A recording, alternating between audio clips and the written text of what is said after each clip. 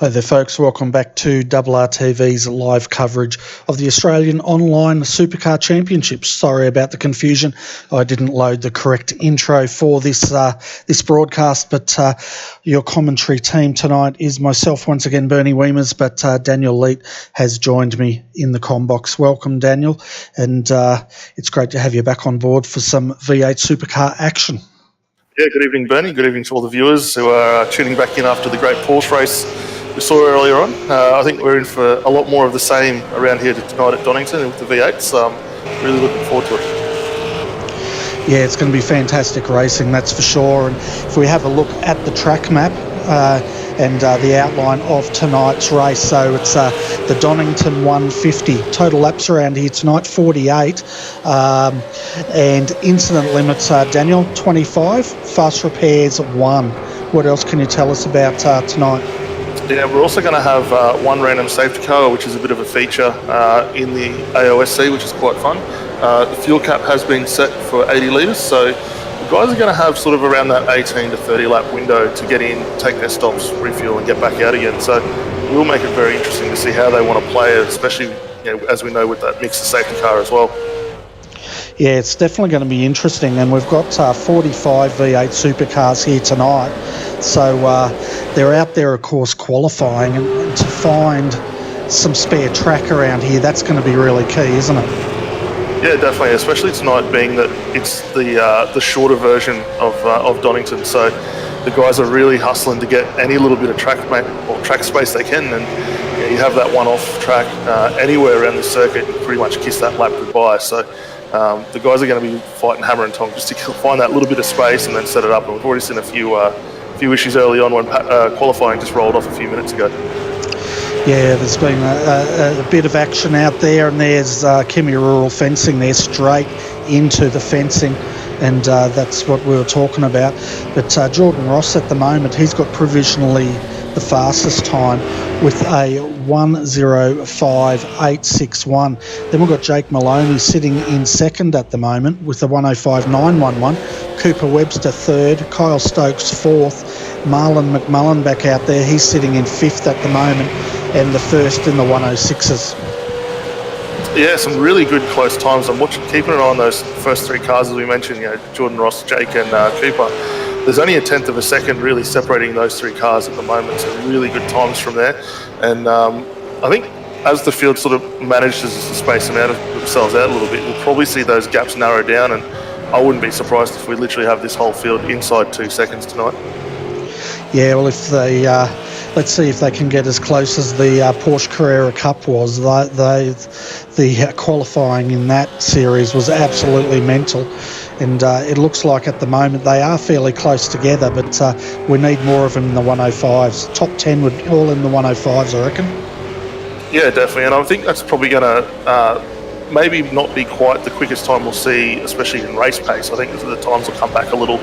But yeah, if we can definitely get a few more guys up into that 1:05s, and I think Marlon McMullen's on the cusp of getting into that, and I think Jason Bent's behind him is not too far behind. So hopefully the guys are starting to get in, the tyres should be up to temperature, and maybe we'll see a few more get in there as well.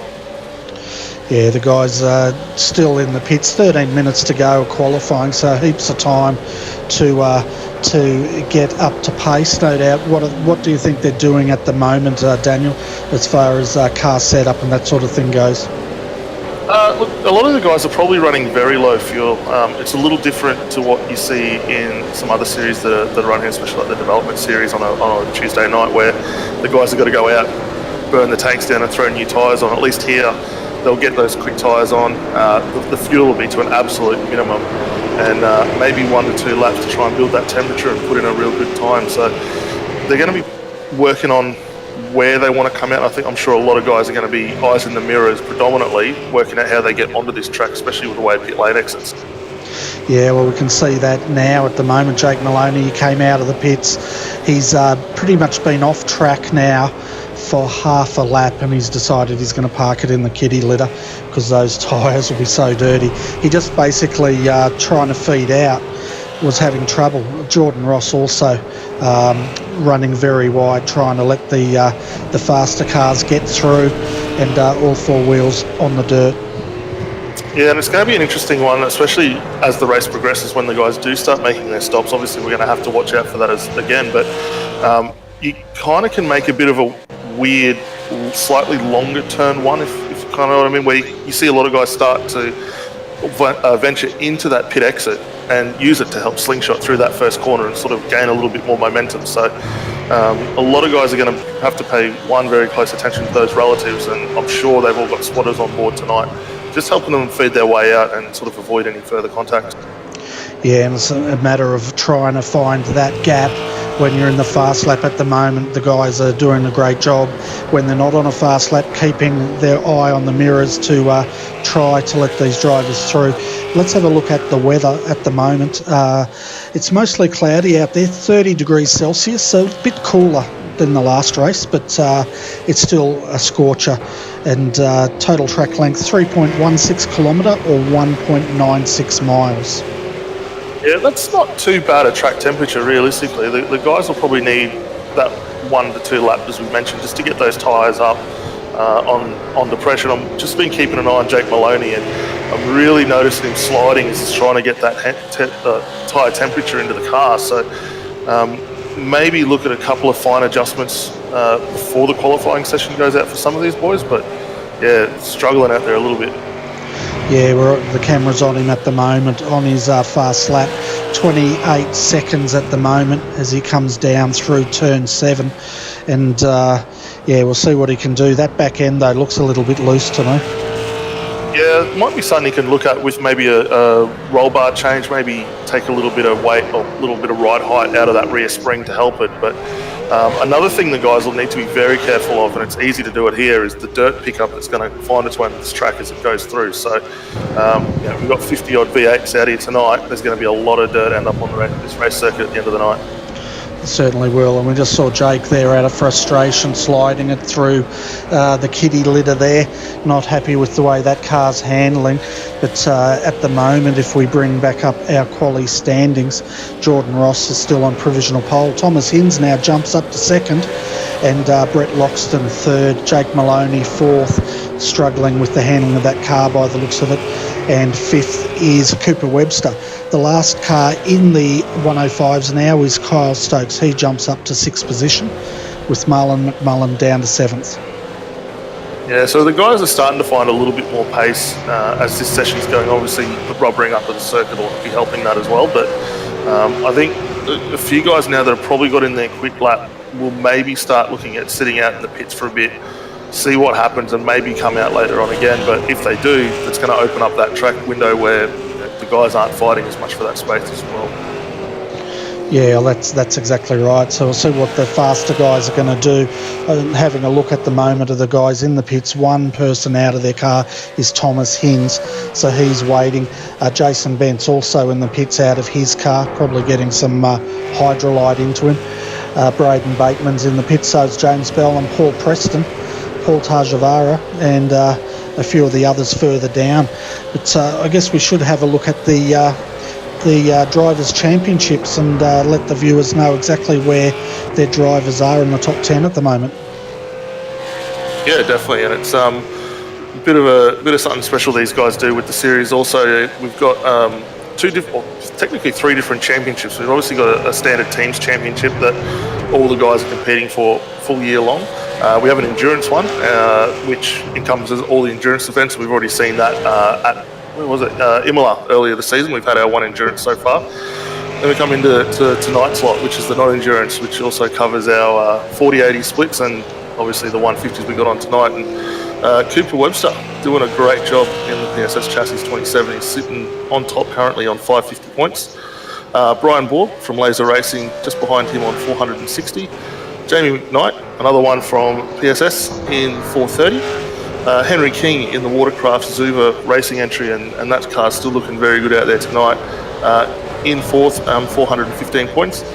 Rounding out the top 5 is Craig Jones for Team CMR Black, and that's a relatively new team. And Craig's sitting on 360 points at the moment. Yeah, so that's your top 5 at the moment, folks, and we'll see what tonight's race delivers as far as points shake-ups. You can see out on track at the moment is Jordan Ross, provisional pole, and he's he's not sitting in the pits. No doubt he's... well, what do you think he's doing? Getting a feel for the car and the track conditions, because it's already looking very dusty out there. Yeah, definitely. He hasn't really improved on his opening position, which has got him into pole. The last lap around was a 105.973 comparative to the 105.861, so he's a little bit slower off there, and I think that extra dirt that's starting to find its way onto that circuit is starting to slow that time down just a little bit. But when it's that close, I mean, it's the difference between a slight lock brake, maybe a foot or two off through one of the corners. It's going to give you that loss of time. Yeah, he's decided he's going to bring it into the pits now and see what the others can do. Maybe he's more confident, but one thing I'm very surprised about is the track and the amount of dirt that's already on it. Of course, they did their warm-up and everything on a different server, and then they've come out here pretty much for a quick practice and straight into quali and then race, but already there's a lot of dirt. Yeah, definitely, and I know for these guys, they tend to clear off the dirt. I believe they leave the track state as normally is. So when it does go race time, it will be a little bit nicer for the guys for the opening half a lap until they start bringing all the dirt up. But yeah, it'll definitely make the rest of the racing for the remainder of the night very interesting. It certainly will, and we just saw Thomas Hinz there going through the S's, getting it sideways. What sort of a time did he do? A 106.192, so he has not improved on his time. Cooper Webster's also just completed a time in that beautifully presented West End Mazda entry, and he did not improve either. What about Mr. Marlon McMullen? He's just coming through now, and he'll start his hot lap this time through.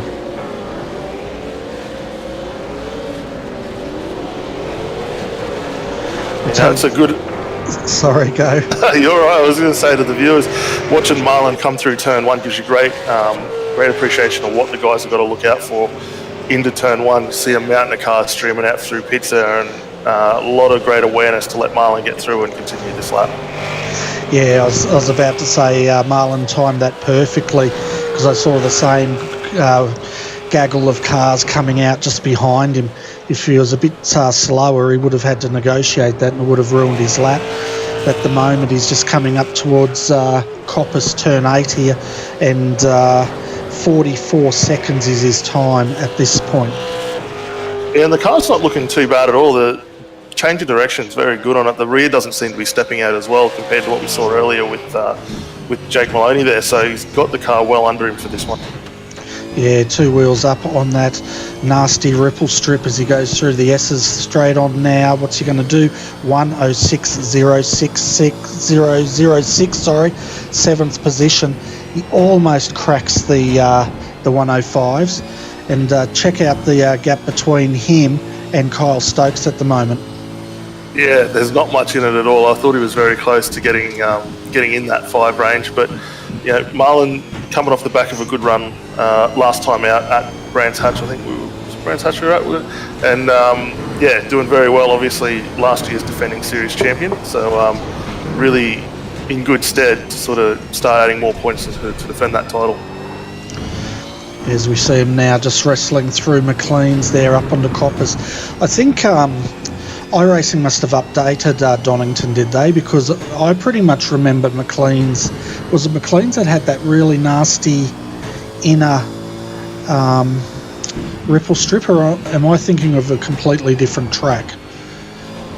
Yeah, I'm not too sure. I know there was. I kind of get an idea of what you're saying. I think McLean's. I know it's got a very weird trajectory that you've got to take through there. It's if you take a traditional racing line, you're going to be very slow through the mid corner and off, and a lot of guys seem to push it very hard and then cut right back across the face to gain that corner speed up through to turn 8. But it's been a while since I've driven this circuit, and to be honest, it's not probably one of my favourites with the flow and trying to set the car up, but it looking like most of the guys can get through there pretty comfortably. Yeah, I think I'm thinking of another a new track we've had added to the iRacing service. I'm pretty sure it wasn't this track. I'm having an old man moment because I can't even remember the name of the other track. That's right. I know there's some interesting corners that is it Snetterton? That's a relatively new one. Some of the curbing is quite high up through there, and you get a lot of two-wheel action, which the guys tend to love a bit. I mean, these cars look great up on two wheels. Same as you go through that final chicane onto the Wall of Champions at Canada there at Circuit de Villeneuve. That's always good fun, but don't think we'll see a lot of the guys up on two wheels, maybe other than that little chicane up onto the front straight there. Yeah, I think it's Snetterton I was thinking of. Up the top there, they've got a very nasty inner ripple strip that the guys hit it and generally launches the cars in the air.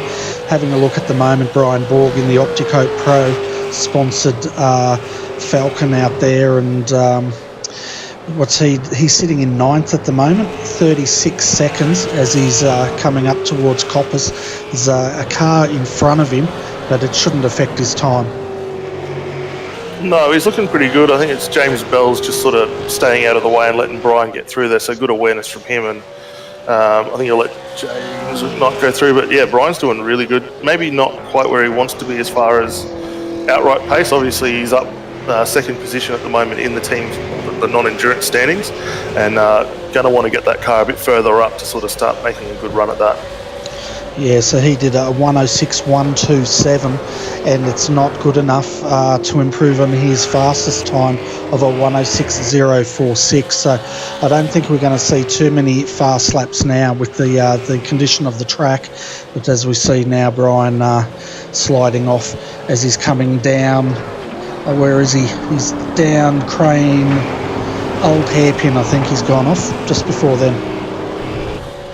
Yes, I think he'll be well and truly done for the session. We've only got about 25 seconds left, and there's not a lot of cars that can get in. I think one of our last runners for this lap will probably be Greg Sharp in the 747 Penrite sponsored car there. But actually he's just pulled that one aside, so we won't see him go through. Yeah, we've got Jamie McKnight down here. He's all the way in 30th with a 106.713. 30th sounds bad, but when you look at the times, he's not that far off. He's about 0.5 of a second off 10th position as he now comes across towards the finish line for the final time here tonight. 106.731 was his time, and he does not improve. No, a little bit disappointing there, no doubt. And having said that, I mean, he's a second down off the lead of the race, and a second here, 30 spots. That's a massive ask to come back through for this field tonight. Even all the way down to the very bottom, I think we're just a touch over the 2-second range, as we mentioned, and that's a lot of cars very close together. Yeah, it is, and I tell you what, starting in 30th, though, it can become a very, very long night indeed on one of these 150k races, though. Yeah, absolutely, and I wouldn't be surprised if he's starting down just behind that chicane onto the front straight, so going to have a corner to negotiate getting through there at the beginning. That's going to be rather interesting. Yeah, I just saw Chris Palat. He's one of the ones finishing his qualifying 35th. Now Jonathan Ben, he's the very last car to come across the start-finish line here, and he did a 107.333, so no improvement there. I guess we should start going through the grid. What do you reckon? Yeah, we better do it. It's going to be a long one. Yeah, so Marlon McMullen, he takes pole position with a 105.707. He'll start in the front row with Jordan Ross next to him. Second row tonight, we have Thomas Hinz, and he's joined on the grid by Brett Loxton. Third row tonight, Jake Maloney, and out of sixth will be Cooper Webster. Out of seventh, Kyle Stokes. Then we have Jason Bent starting in eighth. Ninth tonight is Brian Borg. 10th, Chris Robinson. 11th, Gary Cooper, and rounding out your top 12 is Jacob Knight. In 13th tonight, we have Greg Sharp, followed by Luke Page out of 14th. Matt Morris will start from 15th tonight with Nathan Tregarthen alongside him in 16th. Braden Bateman will be coming out of 17th tonight, followed by James Bell, who we saw earlier just getting out of the way a little bit. In 18th, Tom Curran in 19th tonight, followed by Andrew Gilman out of 20th. Chris Moretta out of 21st tonight, followed by Paul Preston in 22nd.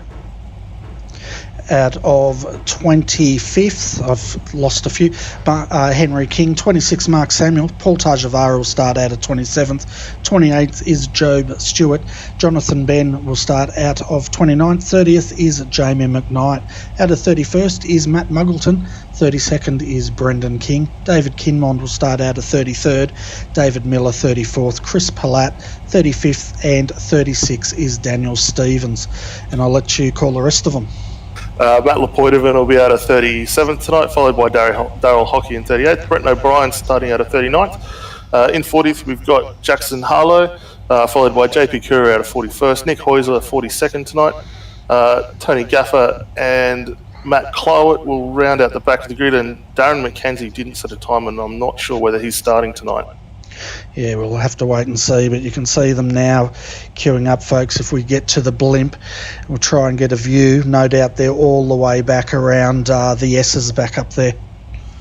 Yeah, I've managed to find Darren McKenzie, who's our last place, started just at the beginning of the S's, so that's a long field with a lot of cars to make their way through tonight. So we're waiting for Nick Hausler. He's decided to start from pit lane. So revs will be rising here for round 4 of the Donnington 150, waiting for starters' orders. We're underway here as they smoke them up here, and Marlon McMullen got a great start, and Jordan Ross is already covering off, but incident midfield back there before they even got to turn 1. Yeah, I saw a little bit of 3-wide action early on. I'll have to go back and find out who that car that was involved, but it's a very interesting drive. I think Braden Bateman's just put his hand up for that one. Yeah, Braden Bateman was involved in that. It looks like he's already got out of that car, and Marlon McMullen at the leading at the moment. Boy, he bolted out of there like a scolded cat, didn't he? Yeah, great jump from Marlon. Managed to gain a little bit of time there, which is really good for him. We got here Jordan Ross, I think, still sitting in second, and just up behind him is who we got in second there. That's Brett Loxton. That's a great jump for Brett. Yeah, I'm just having a look at the positions here. They're a bit out at the moment. Yeah, Brett Loxton, I've got him in third position, as he's just ahead of Jake Maloney, and starting to have a crack on the... Oh, he gets it sideways. That's not going to help his cause. No, not going to help the traction there. Jake will probably get this one up the inside, I think, under the brakes. And yeah, staying off the dirt is going to be key to getting around this place comfortably. Yeah, so Brett will go down to fourth position here, but great drive. And then Thomas Hinds, he's down here in fifth position at the moment, and fairly good start for him. Then we've got Cooper Webster, 6th. 7th is Kyle Stokes. 8th, Jason Bentz. Brian Borg 9th, and then there's a bit of a gap back to Chris Robinson from Redback Racing. He's rounding out our top 10.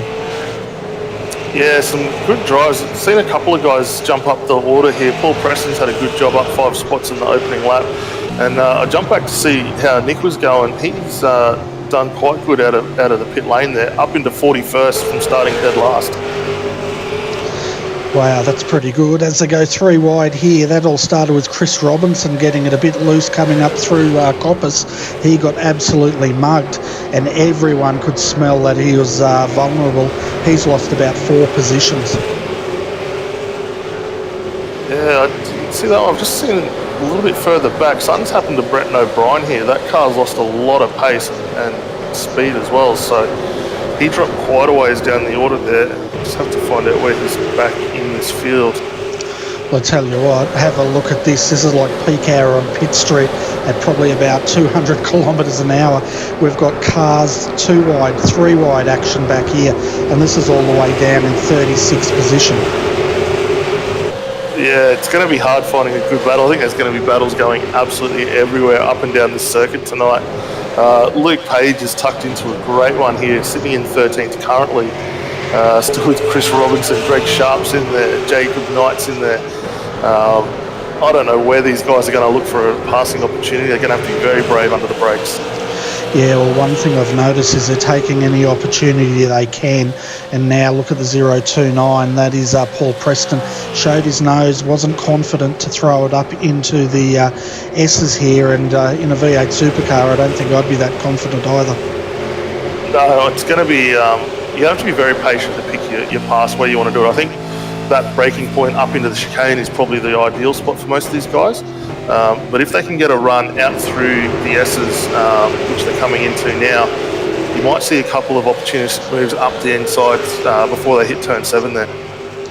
Yeah, and if you're wondering what's happening up the front, folks, Marlon McMullen is increasing this gap 1.1 seconds back to Jordan Ross. Jordan's got a gap of 1.4 seconds back to Jake Maloney. Jake Maloney then has a gap of 1.1 seconds back to Thomas Hinds, who's getting a bit of a hurry up here by Brett Loxton in the 209. Yeah, Brett Loxton really looking to start applying the blowtorch on the back of Thomas Hinds there. Thomas doing a good job just to keep that car nice and wide, but looks to be struggling a little bit under brakes and maybe a bit of turn entry, not quite where he wants yet. I love his back wing there, Hinsey with the Aussie flag. You can't get more Aussie than Hinsey, can you? No, not much more than that, no. But look, that's not a badly looking car. I think they've run that livery a couple of seasons now. It still looks very good to the eye. And we'll give a shout out to one of our viewers, Fastlane Fry, first time watching us on RRTV, and a rookie to iRacing, enjoying the coverage. So welcome along, Fastlane. I hope you're enjoying your time running around in iRacing and having some great fun out there.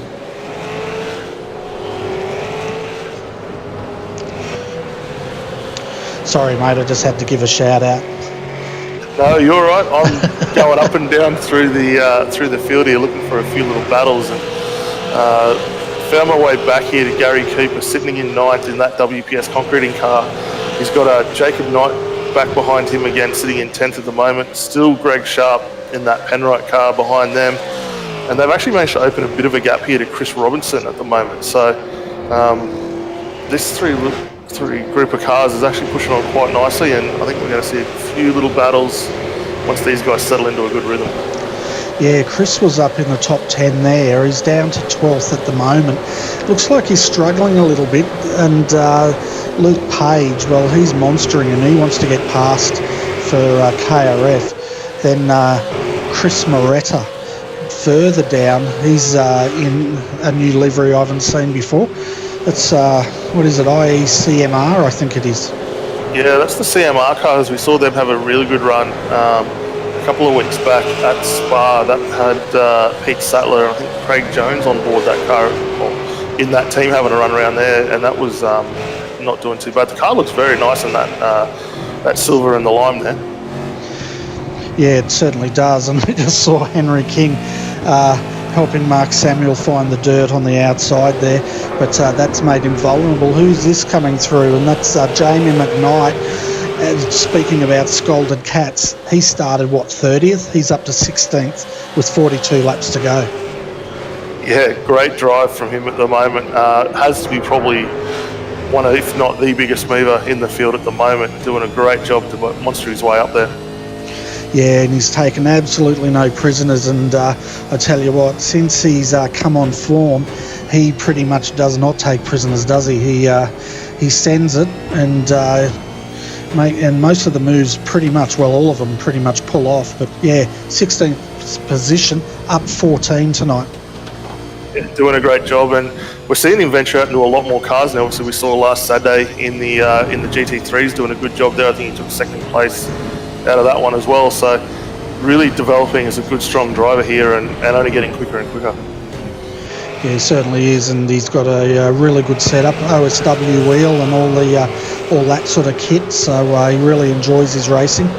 And of course, he's the owner of West End Mazda, and they're one of our sponsors here tonight, as well as Pagnian Imports is the other sponsor of this great series.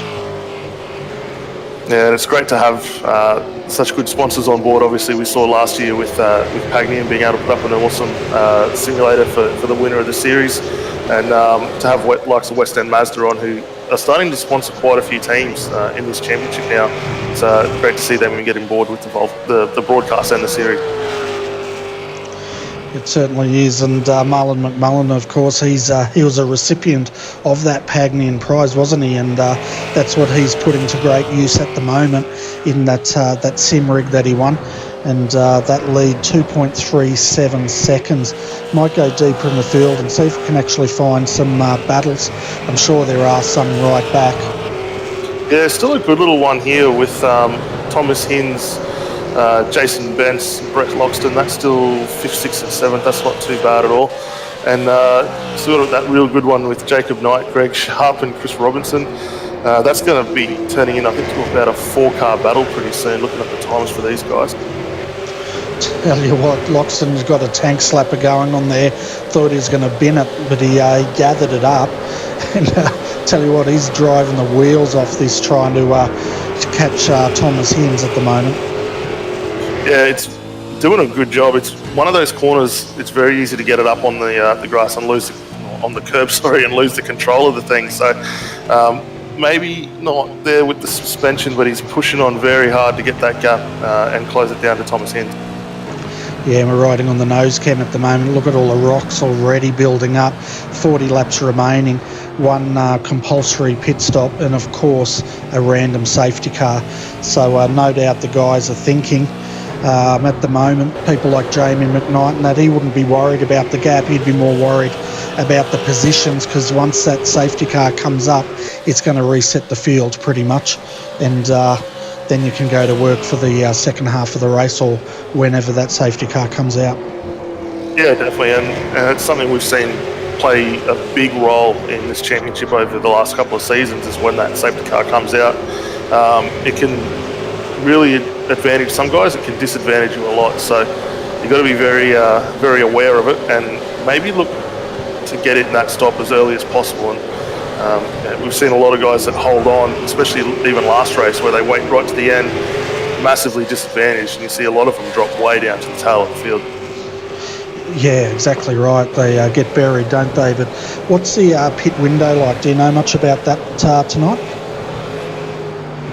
Yeah, so for our pit window, we're looking between lap 18 and 30. So it's reasonably large. Obviously, it's a smaller track, so the fuel burn's not going to be quite as high. So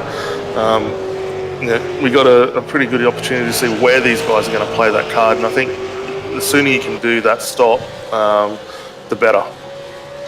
Yeah, so we're basically 9 laps out from when that pit window will open up, folks. So the only, as we see Jason Bence there get it all wrong through the S's, this is going to allow Brett Loxton to have a crack at him, I think. He's looking vulnerable, but Loxton, it looks like Loxton's got past Thomas Hinds as well. Yeah, he's made the move there. I'm just going to duck back and see what's happened to Thomas, but Thomas was up in front of this battle pretty comfortably and dropped back a bit. Yeah, well, I tell you what, Loxton was trying some too-wide action there as they came down through Craner Curves, up through Old Hairpin onto Starkey's Bridge, and he's throwing everything at Bence. That's allowing Hinds to come back on him. It's a great battle here developing. Yeah, it certainly is, and I just found out that Thomas lost that position. He ran wide into turn 1 a couple of laps back, and Brett was able to get up the inside quite comfortably. Okay, well, that'd explain that move, and now he's decided he's going to turn his attention to the 100, and I'll tell you what, I reckon Bence would be feeling it, as Loxton now puts it up the inside of the S's. Brave move, and too wide there. Bence had to bail. All of a sudden, Hinds had to jump on the brakes, and Loxton saying thank you very much. Yeah, a bit of an opportunistic move there from Brett. He managed to just get enough up there, but I think Bence sort of took the better part there, stayed wide and gave him just enough room to get through. Yeah, and meanwhile, Brian Borg, yes, folks, that is a supercar, even though it's not got any bonnet on it. But I tell you what, it's not slowing him down. He just took Thomas Hinds here, and now he's trying to make a move on Jason Bence if he can close that gap of about 2 car lengths. Yeah, we've seen these two be pretty quick the last few seasons. I know they've been doing some prep for tomorrow's 12 or Bathurst 12 hour, so expect to see these guys pretty quick, and they normally run pretty well nose to tail at most of these events when they're running. Yeah, they certainly do, and putting on a good show once again. But now Jason Bence had a look at Loxton there as they came out of Coppice back down into the S's. Is he going to repay the compliment? No, he's not. But I tell you what, that move that Loxton made, he was, get both of them gas it up.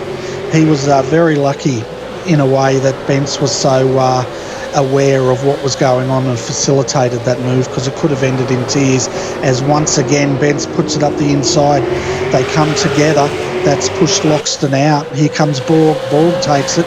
What about Hinds? Is he going to make the move? Yeah, good move there from Bence up the inside. Looks like Brett just came down a bit on him, but now we got Brian Borg trying to go up the inside of his teammate there. That's going to be a strong fight going on the rest of the night, but Thomas just wasn't able to be up close enough to get that pass as well.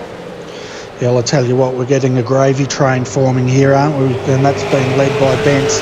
Then we've got Borg, then Loxton, Hinds, Gary Cooper. He's jumped onto the back of this because he can sense a bit of a party going on and he wants an invite. Yeah, we just also seen the two Opticoat cars have just swapped positions, so not a bad place to do that there. And being teammates, no doubt they're making their calls well and truly advanced on their team radio. I don't know about that. Did you have a look at them too wide into the S's, and Borg then had to relinquish back to Bence? Yeah, but it's all part of that thing. You want to be the top lead in your team, and these guys are fighting pretty fair to get that job done. Oh, for sure. I'm not arguing that point. So, no doubt they'd be having a ball on the radio there. It's Brett Loxton at the moment. He's lost a position now to Gary Cooper, who's moved through, and now he's coming under pressure from Jacob Knight. Meanwhile, folks, up front, bit of an update. Marlon McMullen, the gap 1.4 seconds. Jake Maloney in second. He's got a gap of over 7 seconds back to Cooper Webster. And then we have Jordan Ross just trying to chase him down for fourth. Then 15 seconds from the lead is what we've been watching. That's Jason Bence, Brian Borg and Thomas Hinds battling it out. Yeah, and the big loser after that little bit of side-to-side contact was Brett Loxton there. He's just had a big crack up the inside of, what was that? I think that was Jacob Knight there, and overshot through the chicane and lost another couple of spots. But I think he's just overdriving that car just a touch now. Maybe he needs to just back it off a sec, regather himself, and then push forward again. Yeah, I think so. He's down to 12th position now, and he's got his teammate Luke Page behind him. So he's, you're right, he's getting a little bit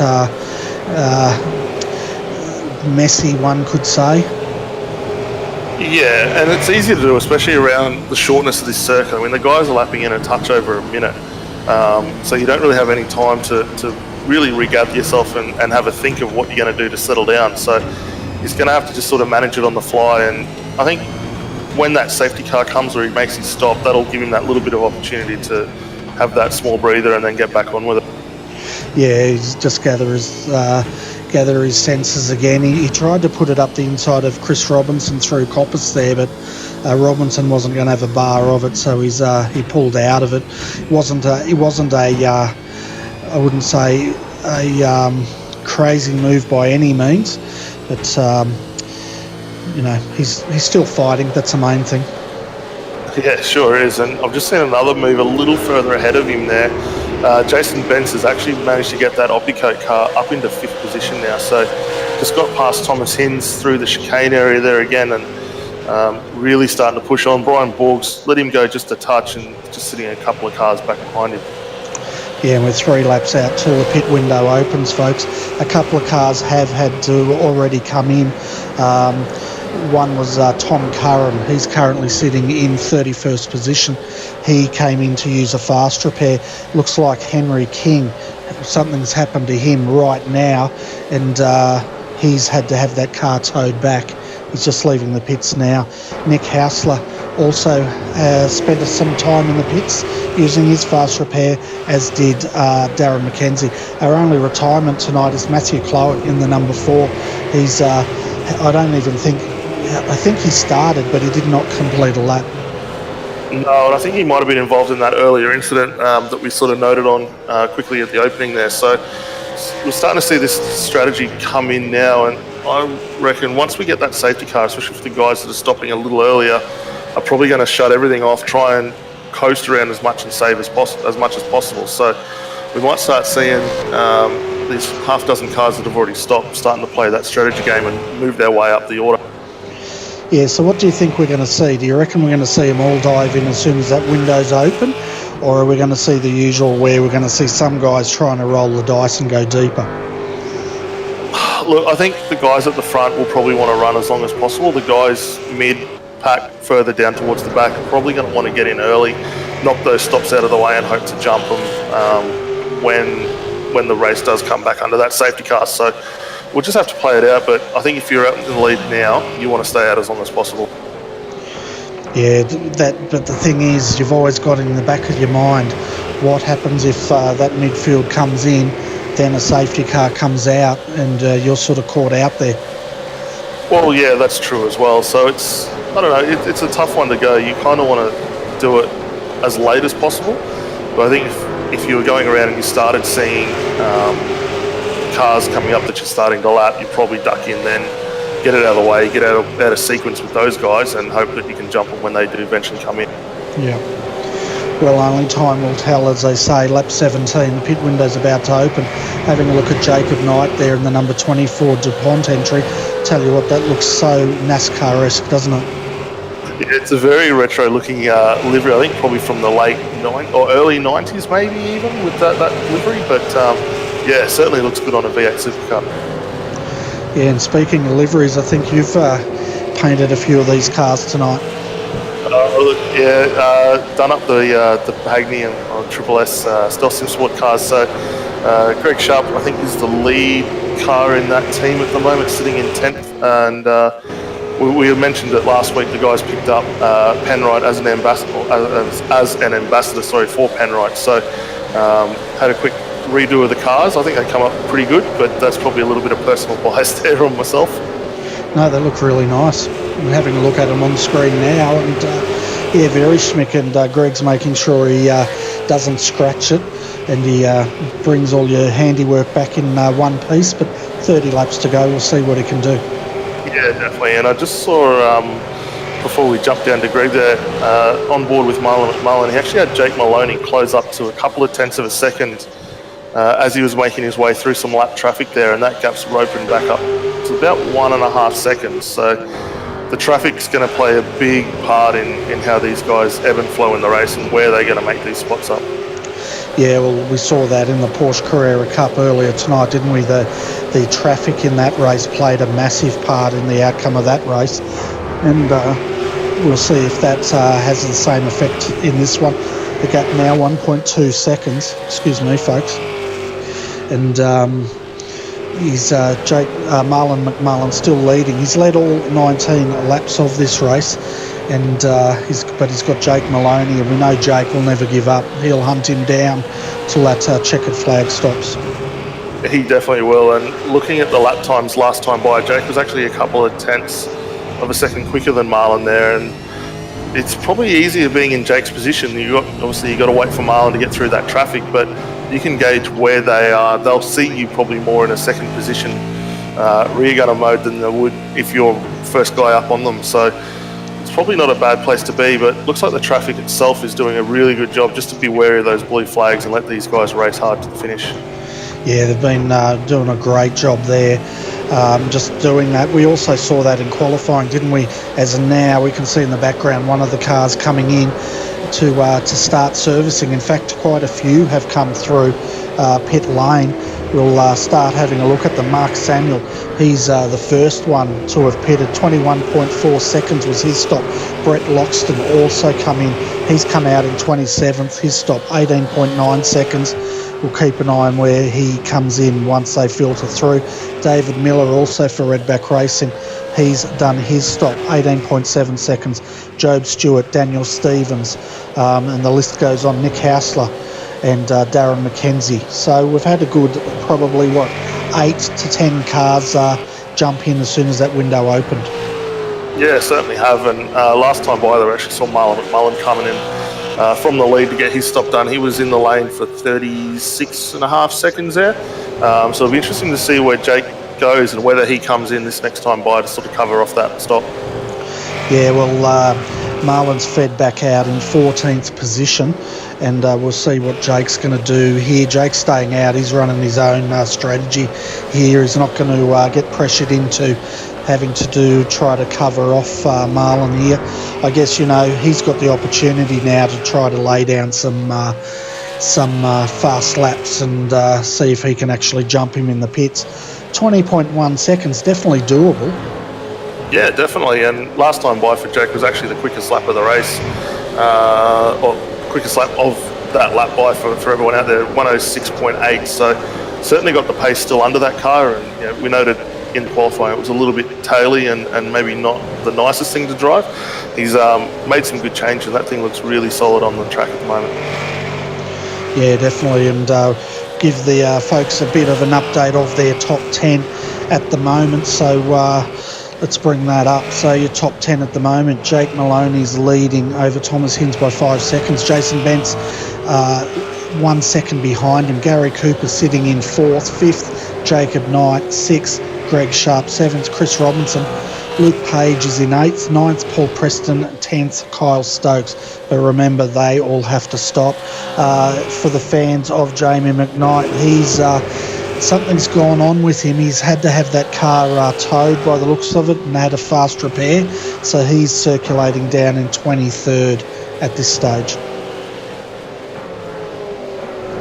Yeah, I think he's coming for a stop not that long ago. It doesn't look like there was any repairs on the car, so I think it's just a scheduled stop for him. Okay, so it's my telemetry. It said he stopped for 1,840 stops. Seconds, but one of the viewers out there, he wanted to get a bit of an overview, or maybe the chopper cam. Well, here's the chopper. It's following Jake Maloney at the moment. Yeah, the chopper cam gives you a really good view of just how compressed this little circuit is, and the amount of cars we got getting around here tonight. It almost looks like one endless snake, doesn't it?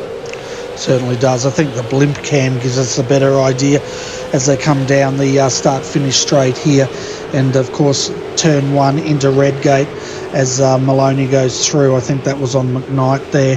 And now, of course, you've got the big sweeping S's of Craner curves all the way down to the old hairpin.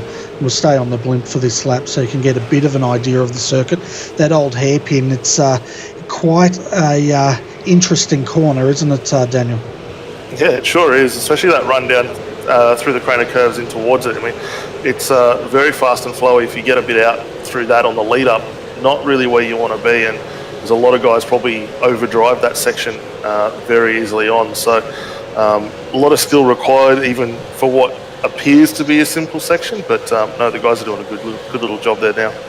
Well, that's what I think gets a lot of people into trouble at the old hairpin, because it seems like you can take it a lot faster than you actually can. And a lot of people go in under brakes too heavy and find themselves spat out the other side across the kiddie litter. Yeah, absolutely. I know I've done it way too many times when I've been out driving this circuit, but it's still good fun. I mean, it frustrates the hell out of you when you get it wrong, but it's very rewarding when you can get through it properly. Yeah, so a few numbers here for you folks of the people that have stopped. Marlon McMullen, he's the first of the stoppers. He's now out there in 6th position, and he, as he comes across, we'll see the gap. It was 35 seconds, so that's well within striking range of Maloney. See what it is now as he comes across the line, 35.2 seconds. So when Maloney comes in and feeds out, keep an eye on Marlon McMullen, because I reckon he's going to be there. Yeah, definitely. And Marlon's put in some really good times currently to move up. He was only a 1/10 of a second slower than Jake last time by, so not looking too bad for him. And now that he's got that fresh rubber on as well, he should do quite good. Yeah, definitely, and he'll run it home to the end. Of course, random safety car, folks, still to come here. 24 laps of racing to go. We're pretty much at the halfway mark now as we go through the 25th lap for Jake Maloney. 23 to go. Maloney's in the pits as we speak. Where's he going to feed out, and how long's it going to take? That's a question. Yeah, I'm just trying to see who we got going past. I think Greg Sharp's probably jumped in there to take the lead of the race at the moment in this one. And Maloney's just getting himself back underway now. Let's see where he feeds out.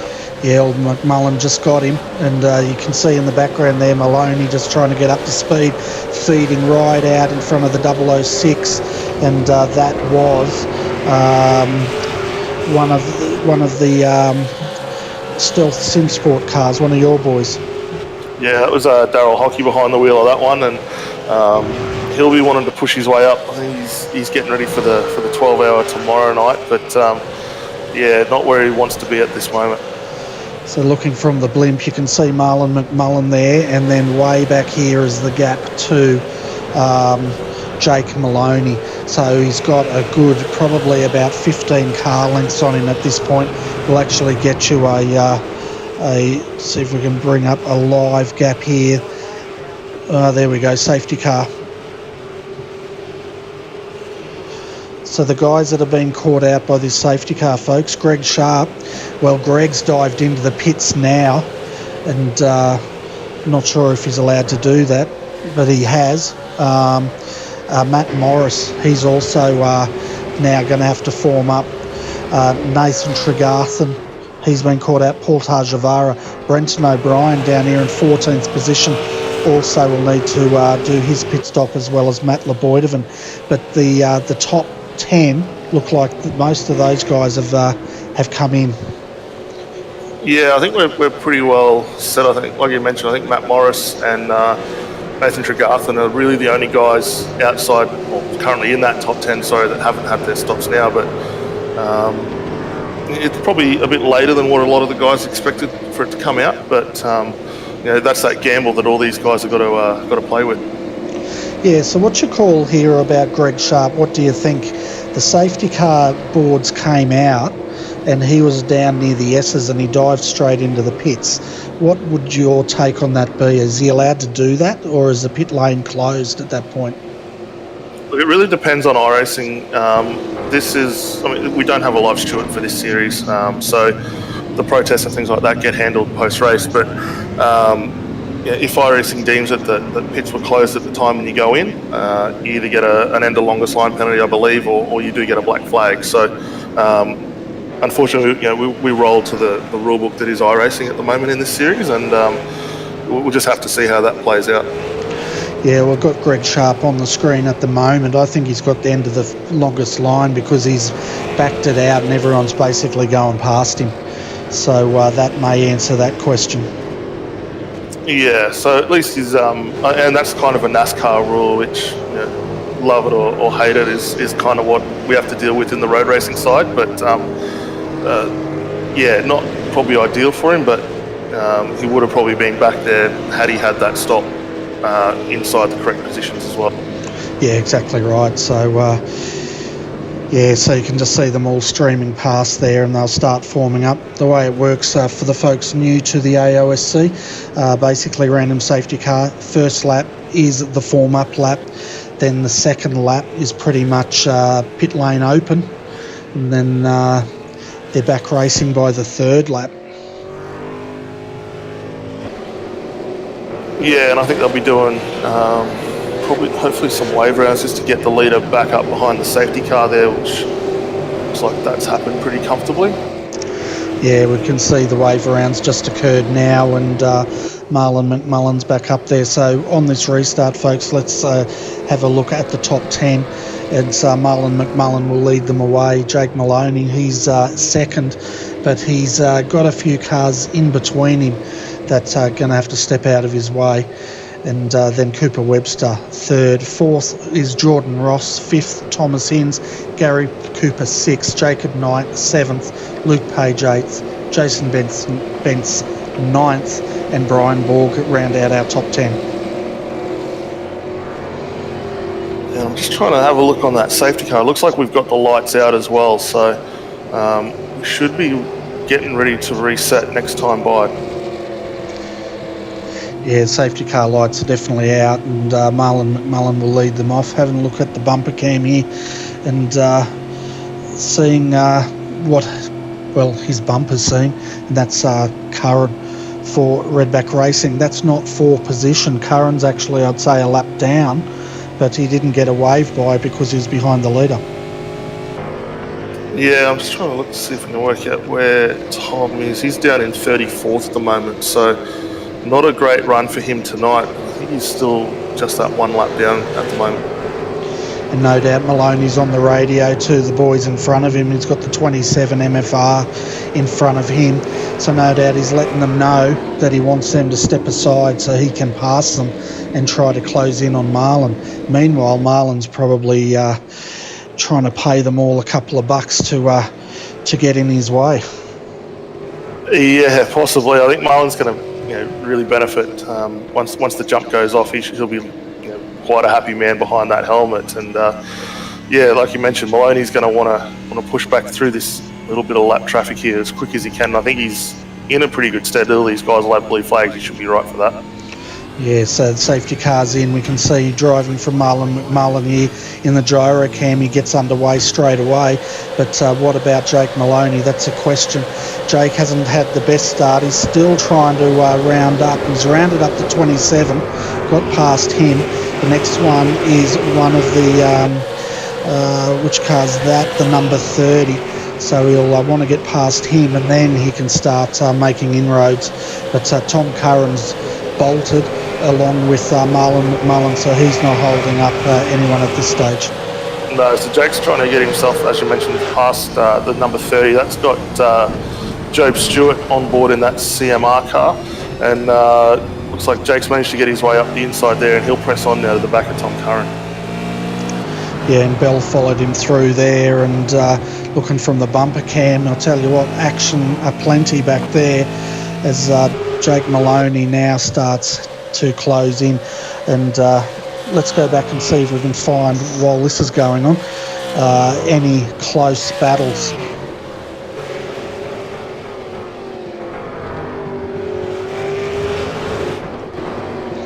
So having a look back here at the 888 Kyle Stokes, and he's got Jamie McKnight behind him, but Jamie's got a gaggle of cars filling his mirrors, that's for sure. Yeah, a lot of those guys look to be out of position. He's got Paul Preston right behind him. That's a battle for 13th and 14th. There's Daniel Trim off on the side there, letting these guys through as well. So they got a little ways to go to get up on the back here of Kyle Stokes, but not looking too bad. I think now the tyres should be about where they want them again, and they'll press on. Yeah, so talk about pressing on. Well, Jake Maloney's now caught up to the back of Tom Curran here, and no doubt he'll be looking at making a move as Tom just flashes the brake lights a little bit. I'm not sure if that's to say I'm letting you through, but yes it is, and he's just waved Jake Maloney through there. Good driving. So the gap as they come through, it was 1.9 seconds. I'm expecting it to be a bit higher than that now. Well, I'm wrong. It's 1.4 seconds is that gap. Yeah, and like that by, especially with the cars that he had to get through, Jake Maloney, half a second quicker than Marlon McMullen, so not slowing down at all. And I tell you what, I'm fixated with Cooper Webster's livery. I really like that blue and black livery they got running on that, and it looks really nice. And he's sitting in third at the moment. Yeah, great drive for him in the WPS concreting car, doing really good out there. The blue and black schemes always look good. I don't think it matters what car you've got it on. It's a good looking livery there, but not too far behind them. We've got another good little battle here. It's got Jordan Ross involved in that. A couple of lap cars. We've got Thomas Hinds, Gary Cooper and Jacob Knight all starting to close up pretty tight here as well. Yeah, you can see Thomas Hinds here trying to get past the 30 and trying to get a name of that driver. That's Job Stewart. Yeah, we've seen Job have a few guys get past him just recently. I think he might lift here.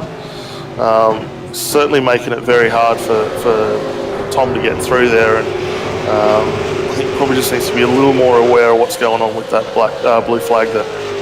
Yeah, he stepped aside as they went down through Redfern there, or Redgate, sorry.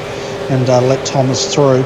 But Thomas 5.3 seconds down from the leader at the moment, and we've had a change for the lead, so we better go back and find out what's happened here. So go to the West End Mazda replay and try to work out how Marlon lost the lead here. We're coming back, and we're on Starkey Straight here, folks, coming down towards the S's onto the start-finish straight. He did have a gap of 1.4 seconds. Yeah, I think that's come from a slowdown penalty. It looks like he shortcut the first turn through the chicane there, maybe got a little bit too much curve and wheel over it, and that's what's giving him up that position. Yeah, that's exactly what that was, and come back to live pictures now. So the gap now, Jake Maloney has turned it on its head. While Marlon had to deal with that slowdown, he's pulled out a lead of 1.3 seconds.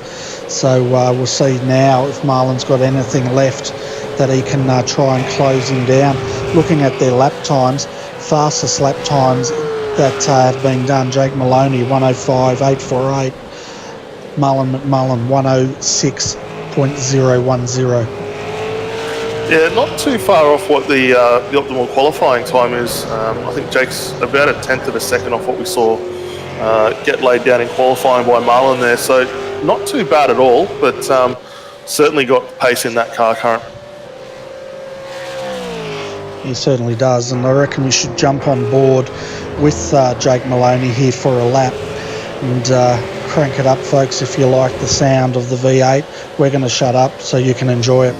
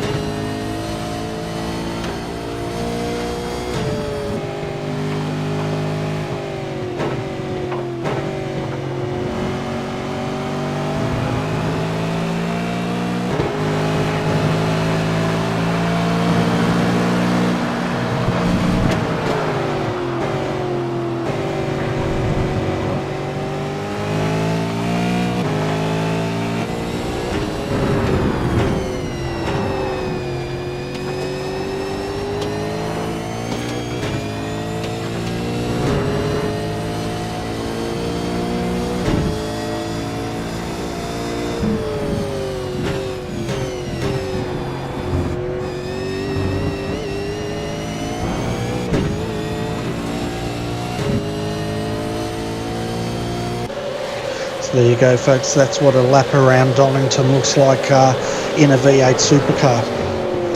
Yeah, great example of how to get around this circuit. You're hearing really smooth on that throttle application, and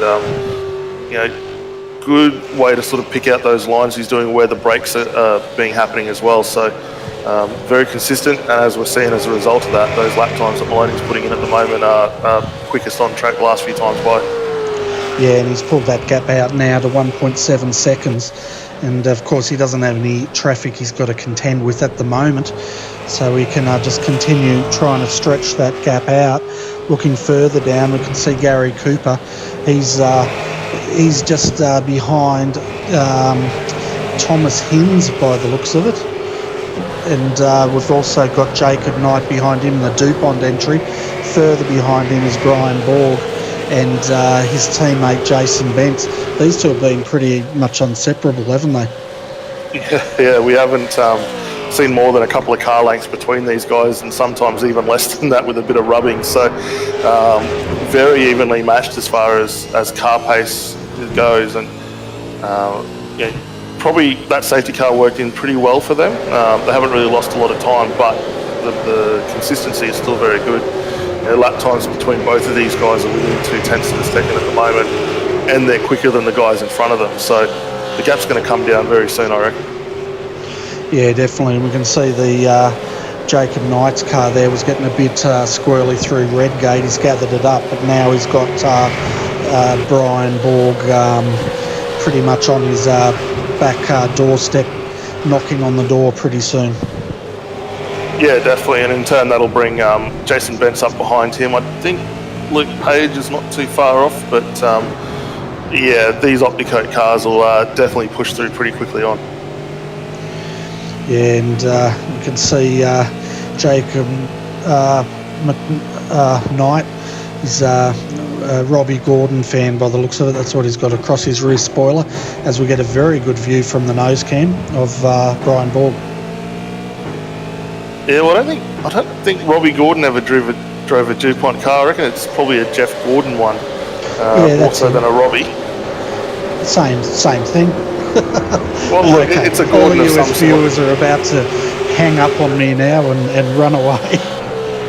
Yeah, definitely will. But as one of the viewers here said, one of the worst things they don't have in a V8 is the flashing headlights, which would really come in handy, especially around those times where you've got the safety car or a few lap markers. Let them know, hey, I'm coming through, get sideways. Yeah, well, it'll be interesting with the day-night cycle coming on, whether they do allow these guys to activate their headlights, because in the real world, of course, they've got headlights on them. Yeah, exactly. I think we, at one of the early pre-season events we did in this car at Daytona night, we had the ability to, I believe it was to flash the lights, which is only something that's recently come about, if memory serves correct, and that was allowed. So day-night they're going to want to do it. I don't think we'll see a lot of 24-hour V8 supercar racing, but stranger things are happening. Yeah, well, that's right. Well, you could pretty much have any sort of 24-hour enduro race you want on iRacing, couldn't you? Oh, as we just had one of the Redback cars get it all wrong there. That was Chris Robinson, I think. And no, it wasn't. It was his teammate, probably Tom Curran. Yeah, it was Curran. Yeah, rear brakes in that one by the looks of it, locked them up, and sideways she went. Yeah, and for all the viewers joining us on iRacing Live or Twitch or Facebook, welcome. I hope you're enjoying tonight's coverage. The race at the moment is pretty much Jake Maloney leading. If we look at a bit of a recap here, Mullen McMullen led for 24 laps, and he pretty much led, he led for most of it, and then he had his pit stop. Jake Maloney hot-lapped it, wasn't quick enough to beat him out of the pits, but of course then Mullen's had a slowdown, and since then Jake Maloney has just stretched that lead to 2.8 seconds. Yeah, and looking at those times, last time by both Maloney and McMullen, identical times, 106.581, so both of these guys are pushing on, trying to close that gap, which has managed to find its way out to 2.8 seconds in favour of Jake Maloney at the moment. Yeah, one of the viewers said 24-hour V8 race, a really bad idea. So, yeah, you're probably right. It probably wouldn't work out very well. No, I don't think so. But going back here to that battle we got here with Gary Cooper currently in 5th, Jacob Knight still pushing up to get up behind him there, at the same time defending off Bence and Borg. So that's still a really good little scrap that's going on there. Doesn't seem like a huge amount down towards the back end of this pack. I think a lot of these guys have sort of spread themselves out. I think Kai Sloggett and Mark Samuels pretty close, but we're talking about 23 seconds back from the lead of this race at this point. Yeah, I'm just having a look, trying to work out our retirements down here. It looks like we've had a number of cars retire, and that's Matt Morris is our latest retirement. It looks like we've lost Jordan Ross as well. Not sure what happened to him. In the 143, Darryl Hockey in the 006 has retired. So has Matt Lepoidovan in the 014. Jackson Suzlin Harlow in the 75, and Matt Clowett was our first retirement. Yeah, I think we've also had Dave Badlock as well, if I pronounced that right. And so we had, what's that, 1, 2, 3, 7 retirements so far this race. Yeah, and we had 45 starters, so it's not too bad. And we've got 8 laps remaining of this 48-lap race. And at the moment, Jake Maloney has maintained that gap of 2.8 seconds over Marlon McMullen. Cooper Webster is a good 9/10 of a second down. So he's starting to close in on Marlon now. He pulled back in, not a huge amount, probably about, 1/100th of a second last lap. Yeah, still, it's a 100th of a second. Doesn't sound like a huge amount, but it's still a gain and closing down that time. And the gap's progressively coming down, so not really sure what's going on with Marlon. Maybe he's settled for that second position, but he's not careful, especially with the lap times at the moment. He may potentially lose this spot for second position to Gary, to Keeper Webster. Yeah, Gary, yeah. Wasn't Gary Webster, was he an actor? Oh, God, not too sure, maybe. I don't know. Well, yeah, sorry, it's been a long day. But, Cooper, he's doing a great job. That gap is... it's just under about a second now. If we bring up the actual race standings, you can see that 1.049 seconds, 041 seconds. He's just closed up slightly. But he can afford to push because the next one down's Thomas Hinds, and he's a good 7.9 seconds down the track. Yeah, so I don't think that's going to be too much of an issue, and it looks like Thomas has actually managed to extend that gap over Gary Cooper, but... just behind him here, we've still got Cooper, Knight, Borg, Bentz, still in a really good little battle here for these final top 5 positions. Yeah, that's where I'm getting mixed up here. See, we've got Cooper, Webster, Gary, Cooper. Put them together, you end up with a Gary Webster. Yep. I told you, it's been a long day. Folks, also tomorrow afternoon, 2:40pm Australian Eastern Daylight Savings Time on RRTV. We're launching a new NASCAR series. The ANSCAR boys are bringing on the ANSCAR Cup series. Pretty much it covers or follows the real world NASCAR calendar as closely as they can. Tomorrow we have the Daytona 500 full length race. I'll have 2 good old boys in the box with me. That's both Gary and Brad. They're pretty much growing up on NASCAR, and they'll be helping me call all the action tomorrow afternoon going into tomorrow evening. Yeah, it's going to be a good one to watch out. I think doing the full 500 going to be interesting. A lot of strategy, and no doubt these guys have been putting in a hell of a lot of time getting these cars set up to push hard for that. Yeah, well, exactly right. And the way they've done it is in this series, what the whole ANSCAR thing's about is they're really trying to bring to Australia a premier NASCAR series, and they're not mucking around. So the way it pretty much starts is the guys can jump in the trucks on the Tuesday nights, and that's where they pretty much find their feet. And then they've got the K&N Cup that they run Tuesday nights. Thursday nights is the Thursday Night Thunder, which is the Xfinity cars. The guys there need to qualify to actually enter that level of racing. Then, of course, the Cup level of racing, the guys have had to also qualify through pre-races and that sort of thing to make sure that the field they get for that race is the highest quality NASCAR field we have in Australia and New Zealand. Yeah, it's a great way to do it. It's, as you said, very similar to what you'd see traditionally in America with the state of the NASCAR play over there. So great way to do it. Good development, especially coming from the likes of the trucks and working your way up the ladder. So it does breed some really good racing. And when you get to the likes of Daytona and some of those super speedways where everyone's drafting and pushing on, you really don't want people to be messing about with it. So it's going to be a lot of fun. Yeah, it certainly is. And one of the viewers made a comment that they weren't sure how many would run in a 500. Well, I guess the way you got following at the moment is you've got a lot of guys that love their oval racing and a lot of guys that love their road racing, and I think really I don't think it's going to affect the drivers either way tomorrow. The road races, of course, will probably be all over the Bathurst 12 hour, and the oval races will probably be looking at the Daytona 500. Yeah, definitely. I mean, I'll be putting in the laps for the 12 hour. I think we're kicking off midnight here in Australia to get on board with that one. That's going to be a lot of fun, and I'm sure the NASCAR guys are going to be thoroughly enjoying doing the Daytona 500. Yeah, and then of course while we're watching this battle, I might as well do another plug, and after that we do another double stint. We've got the iRacing Leagues or RacingLeagues.com GT3 Sprint Series to cap off a great night of racing.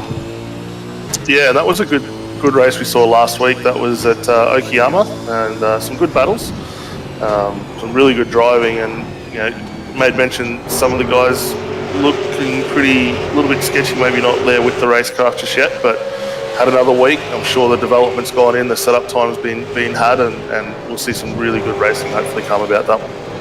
Yeah, I think so, but I'll tell you what, really good racing is to be had right now, because Cooper Webster, he's closed onto the back of Marlon McMullen here, and the gap is 0.3 of a second, 3 laps to go. Now, can the WP Concreting entry here pass his teammate and take second spot? Yeah, it's going to be interesting to see how this one plays out. Marlon's maybe just used the best of those tyres up early on, so lap times at the moment are about a couple of tenths slower than what we're seeing from Cooper behind him, but I'm sure there's a team's championship here, and these guys are going to want to bank as many points as they can regarding that. So the pass will be pretty clean if it does come off. I'm sure both of them will be well aware of what's happening and when it's going to happen if they do change positions there. Oh yeah, for sure. They'll no doubt their team bosses will be saying, it's game on, but don't put it into the wall. Absolutely. Probably a quick one for the viewers. Who's their pick for second spot on the podium tonight? Will it be Marlon or Cooper? I know Bernie's probably hanging on Cooper, being the blue is his favourite colour, but it'll be interesting to see. Yeah, it'll be interesting to see what the viewers say. But meanwhile, our race leader Jake Maloney, he's out by 4.5 seconds in the hyperstimulator Ford. And but then we'll go back to this battle of Marlon McMullen, Cooper Webster. Yeah, Jake's just driven away from the field after that restart. Last, with the exception of a few, has been the quickest lap in, lap out. So doing what he needs to do to secure that win. Looks like Marlon, that they've just got past a back marker there. That was Brendan King just stepping sideways and letting this battle continue on to the end. Here we go, last lap now. You can see Webster closing in as they go through Red Gate for the final time. Down Craner curves into the old hairpin. Looks like Webster's just holding station at the moment. He might be happy to sit for third and play the points game here. It's looking that way. He doesn't seem to be pressuring too hard on the back of Marlon at the moment, and I think this will probably remain status quo as it was earlier on. Well, a good slide in the background there. I'm not sure who that was, but that was a beautiful four-wheel drift, and they managed to keep it on the track, so that was excellent. But let's jump to our leader, and that is Jake Maloney in the hyperstimulator Ford Falcon here, number 29. He's going to take the win here tonight for round 4 of the Donnington 150. Congratulations to Jake Maloney. Yeah, definitely. Great drive. Did what he had to do to come back through after that stop, and a little incident there by Marlon, and the lap time said it all. Did very, very well. Congratulations almost must be said also to Marlon and Cooper Webster, both of those two coming home in second and third time. Yeah, and then fourth, Thomas Hinds comes home in the Race Centre GTI entry. Gary Cooper too, he will finish in 5th position. So another good finish. Tell you what, that team, that's it's not MFR, I've forgotten their name. They've got 3 cars in the top 5. Yeah, I think that's the West End Mazda cars there by the looks of it. Yeah, it's West End Mazda. I'm just trying to think of what the team is. I'm going to be corrected in a minute. Someone will jump on the chat channel and tell me. It's not Middle Finger Racing, but they're associated with them anyway. Yeah, I think that's Performance Sim Sports from memory. Yeah, I think you're right. So there you go. Not a bad race. No, quite entertaining. Some good battles all around. We saw some great driving from pretty pretty much all out in that top 10 tonight. Some a few good battles further down on the field as well. So really good effort from all, especially on that side of the track. It certainly is, and while the guys come in, let's go through the final race results here, folks, so you can see where your favourite driver finished tonight. But congratulations goes to Jake Maloney. He takes the win, up 4 positions from where he started, and he led. I'm trying to look at my statistics here. How many laps? Well, look at that. He led 24 laps. Marlon McMullen, he led the other 24 laps. So they split it 50-50 for there. And the Cooper Webster, he comes home in third, up 3 positions from where he started. Fourth was Thomas Hinds. Fifth, Gary Cooper, up 6 positions. Brian Borg finishes in 6th position. Seventh was Jacob Knight. Eighth, Jason Bentz pretty much finished where he started. Luke Page comes home in 9th. Kyle Stokes 10th. 11th, Chris Robinson. And Paul Preston, he comes home in 12th position. Coming home in 13th, we saw Jamie McKnight, followed by Mark Samuels in 15th. David Miller come home in 15th, and a good jump from him starting 34th tonight. David Kidman was home in 16th, followed by Kai Sloggett. Chris Moretta come home in 18th, followed by Brendan Bateman. Andrew Gilman in 20th, followed by Nathan Tregarthen and Paul Tajvara in 22nd. Yeah, 25th, I've done it again, Brett Loxton in the 209. 26th, Henry King. Then 27th, Matt Muggleton. 28th was Brendan King, followed by Tony Gaffer too. Then we had Greg Sharp home in 30th. 31st was Job Stewart. Then we had James Bell in 32nd. 33rd, Daniel Stevens. Then Danny Trim, he comes home in 34th. 35th was Tom Curran. 36th, Nick Hausler. 37th was J.P. Courier, and then 38th, Jonathan Ben. Home in 39th, Darren McKenzie. Now we're pretty much in the retirements, and that was Jordan Ross, classified 40th, Matt Morris, 41st, Matt Lepoitovan, 42nd, Daryl Hockey, 43rd, Jackson Suzlin Harlow, 44th, and 45th was Matt Clowett. And it looks like the biggest mover tonight was David Miller. He was up 19 positions to come home in 15th. Yeah, really good drive. Especially, started 34th. Managed to get his way through a lot of that issue that we had very early on in the race, and kept it pretty clean. Got home quite comfortably in 15th. Yeah, so it was a great drive there by David Miller. Unfortunately, we didn't see a lot of him, did we? Tonight we were pretty much focused on what was going on in the top 10, which is, but it was a good drive all the same. It looks like we've got old Hinsey, as he calls himself, in the green room. I'll bring him up. Do you want to have a chat with him? Looks like we have no one else here for a chat, so might as well talk to Thomas. Yeah, definitely. Let's get him in here and we'll see how he had it on tonight for the race. G'day, Thomas. Welcome to the RRTV commentary box. Congratulations, mate. 4th place tonight. Well done. Yeah, thank you very much. Yeah, it was good fun. Looked like you managed to get yourself into a few good battles there with it was Jason Benson, Brian Borg at a couple of points there. How'd you find it out there?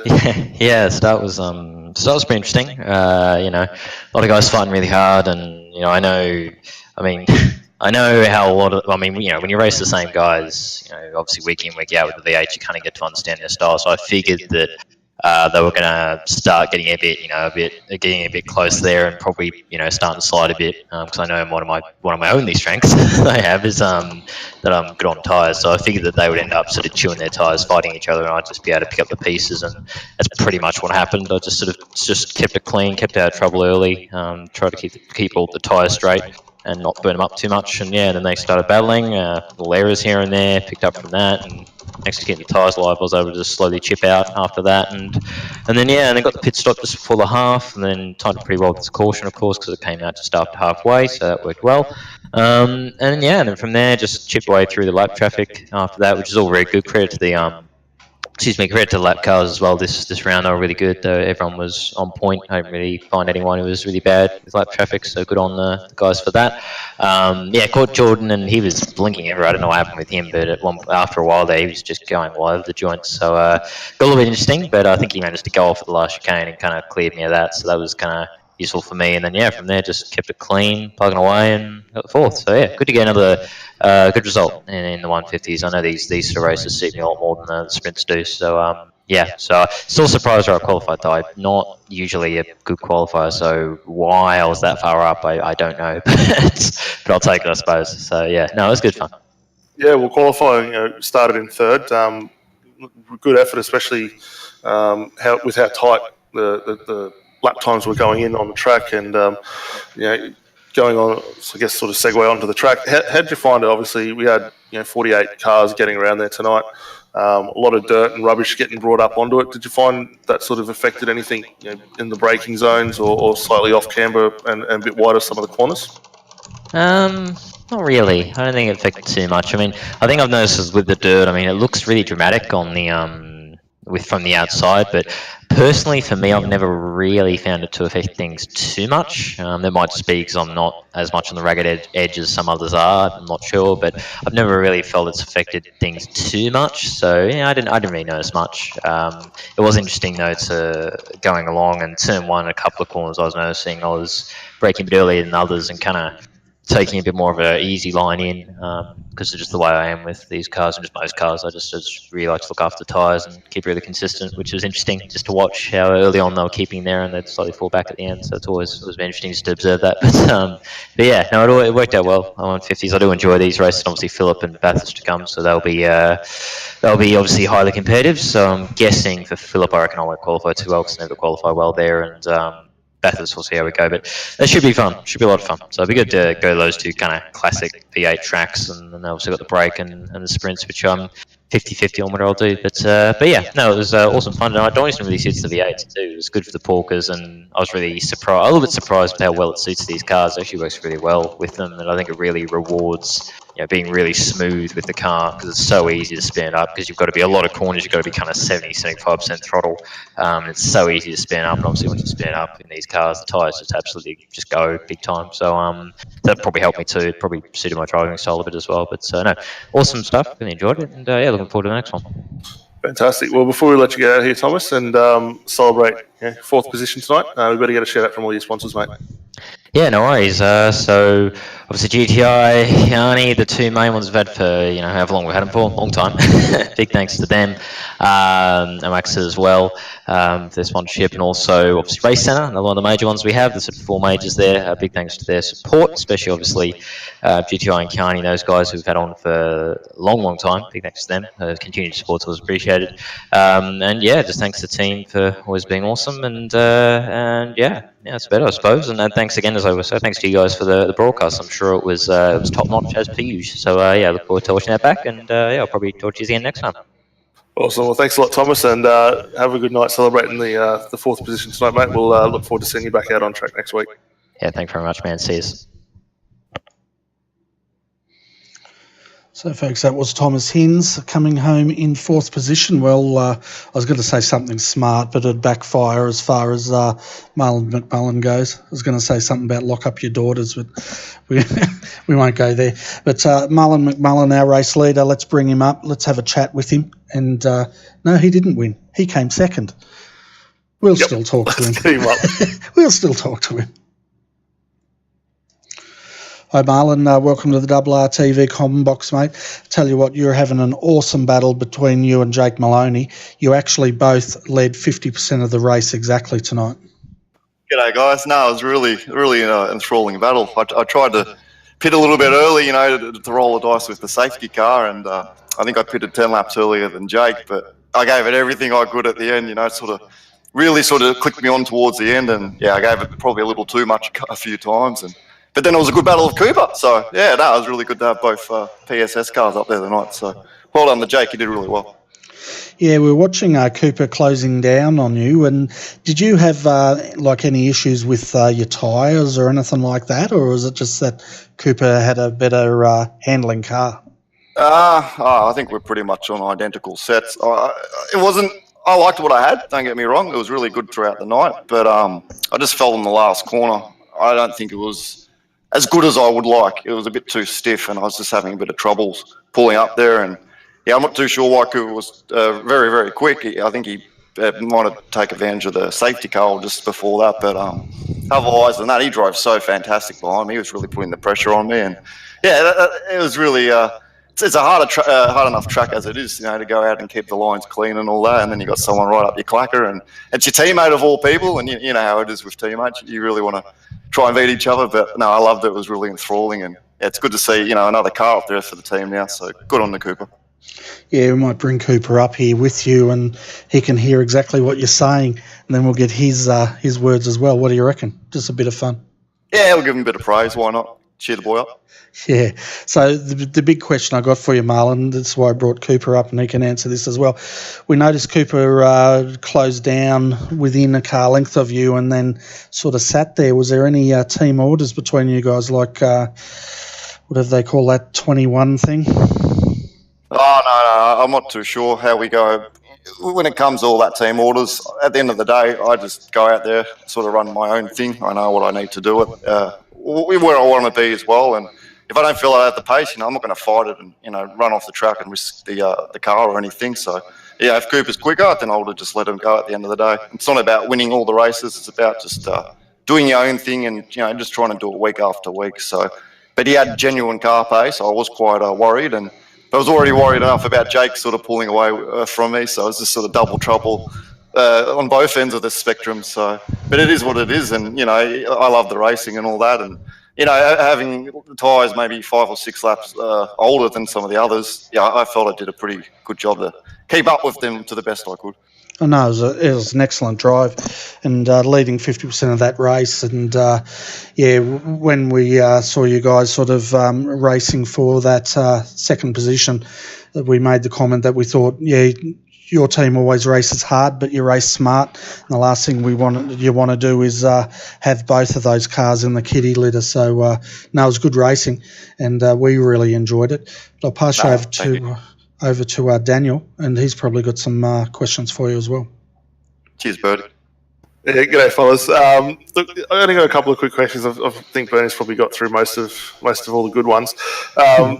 Same question we asked Thomas. How did you guys find the track conditions? Obviously, with the amount of cars going out there, lots of dirt, tyre degradation, not too bad, or a bit more than what you were sort of expecting?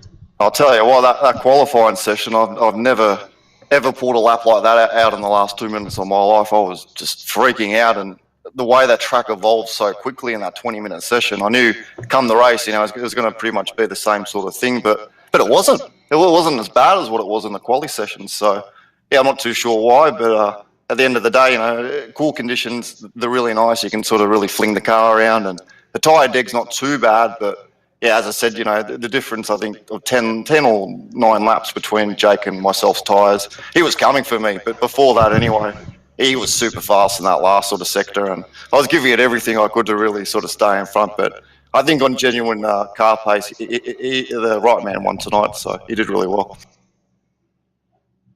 Fantastic. And Cooper, great drive, mate, up into third position. I think Bernie's got a bit of a soft spot for your livery, mate. Loves the look of the blue on there. How did you find things out there tonight? Thanks for thanks Daniel. I felt like the car felt pretty good and all that.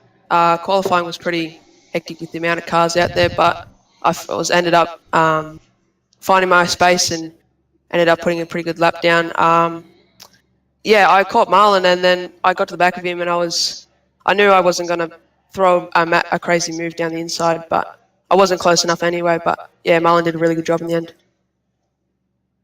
Well, fantastic, boys. Look, a great result. It's home second and third for yourselves. Before we let you get out of here, obviously we better get a shout out from your sponsors. And I guess the last question: are either of you running the 12-hour on the weekend? I'll let Cooper go first. Go for it, mate. This is your moment. No, I'm not running the 12-hour this weekend. But I'd like to thank West End Mazda, WPC, WP Concreting, GHD, iRacing, Image, Motion Performance, and Exhaust Bendigo.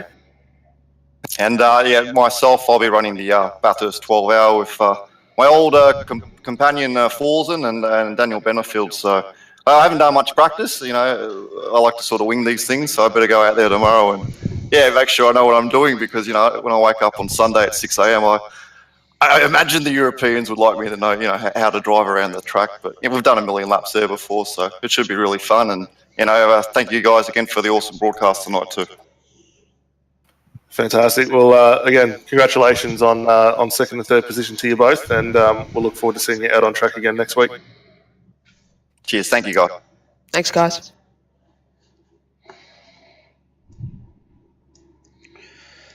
So I'm just having a look up there. We've got Jacob Knight waiting to come down. We've got Jake Maloney. We should probably bring him straight in, considering he won the race. Might let you start this interview. No worries. That way you can ask all the good questions.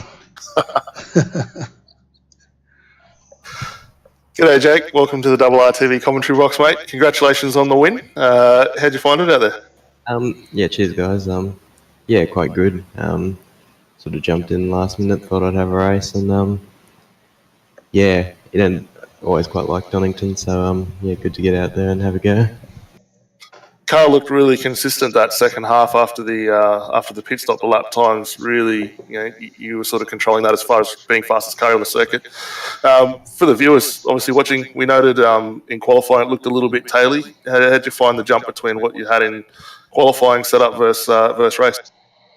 Yeah, qualifying, I was just jumping between different setups every lap, so yeah, didn't quite get a handle, and then I had one, I think an old Matigi setup I put on for the race, and yeah, that was quite good. I ended up doing a faster lap in the race than I did in quali, so yeah, car felt quite good by the time the race came around. And obviously with the restart after the safety cars, I think there was a few cars between yourself and Marlon there on the restart. Did you find the traffic sort of gave you enough headroom to sort of allow you to get back up and battle for the win? Yeah, no, it was pretty decent. It's always hard in one of those positions where you're at the front of the field and you're a lap car. You can't really pull over and let everyone by straight away, otherwise can cause a bit of chaos, but it was pretty easy to get by them. I had a tyre advantage and a bit of a pace advantage, so it wasn't too hard. Yeah, it really looked like the car sort of came to you in that second half after the race, mate. So congratulations on the win. I'll pass you over to Bernie. I'm sure he's got a couple of questions for you also. Yeah, congratulations, Jake. It was an awesome drive tonight, and you both, you and Marlon, were duking it out there. But as you said, once you got out the front there, you got quite a comfortable gap. So, yeah, I don't have any questions, just comments. But congratulations. Have you got any sponsors you'd like to give a shout out to? Yeah, I'll just say thanks to Hyperstimulator. Obviously, they're on the car. I didn't have TTL Driver Academy on the car, but thank them. And yeah, actually, we've got a new sponsor that's coming on Roger's F1 car, iRacing. So we could just pick that up today.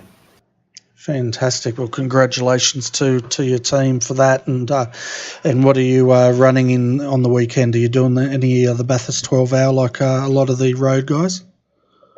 No, I'm going to give the 12 hour on this. Bit too difficult.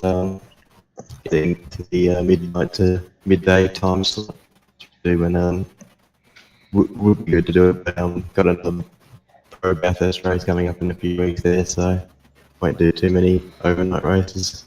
Yeah, fair enough. Well, congratulations once again, Jake. It's great to see you out there and taking out the Donnington 150. Thanks, guys. Thanks for working.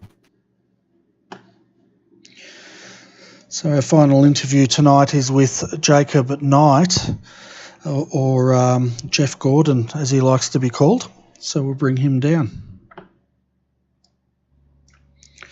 Hi, Jacob. Welcome to the RRTV Combox, mate. Congratulations. I think we had you in 6th position. Is that right?